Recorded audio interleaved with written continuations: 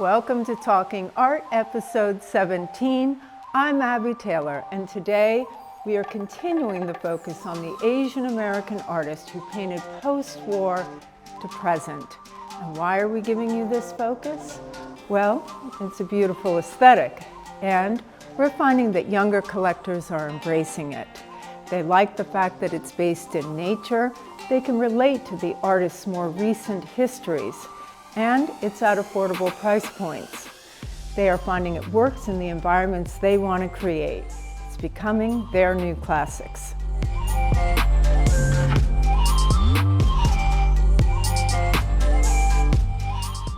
Exciting to be able to offer this Taro Yamamoto painted in 1957 at the McDowell Colony in New Hampshire.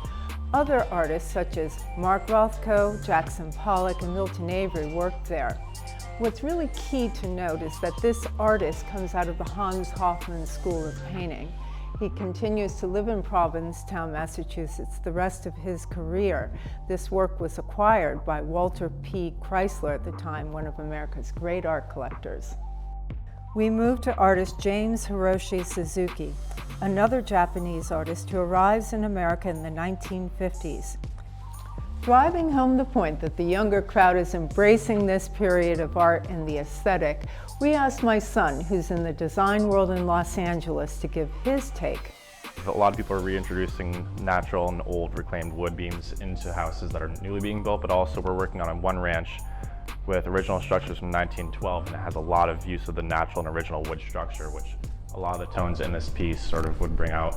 Looking at it definitely gives you the calming, meditative sort of influence that you find in Japanese and Eastern art. With Suzuki, we like to focus on his early period, a very important time in his life, and very few canvases are on the market from this time. From 1957, we have Monet composition. Suzuki is giving his own interpretation of lily pads. It's a horizonless picture. We're looking down into a pool.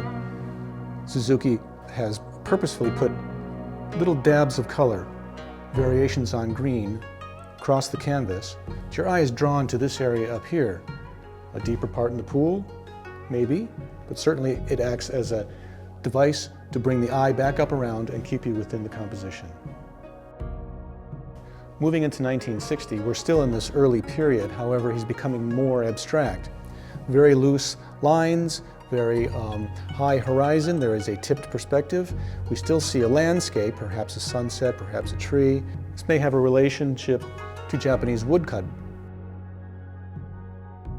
In this small abstraction, it is that Asian use of red, a color that can signify anything from joy and vitality to good luck or happiness. Coming forward, we know that you will find the works of Kiyoshi Otsuka alluring.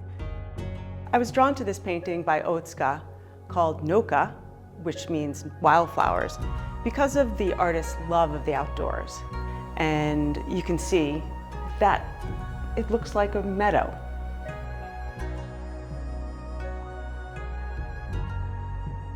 This one strikes me as being very fun. You know, sometimes with clients it's a little difficult to introduce color into the mix. This one brings in sort of a much more like natural element of the greens, bringing in nature, which is a very big thing to sort of integrate into the home. Especially with more of the contemporary design that's going on in California and out west right now.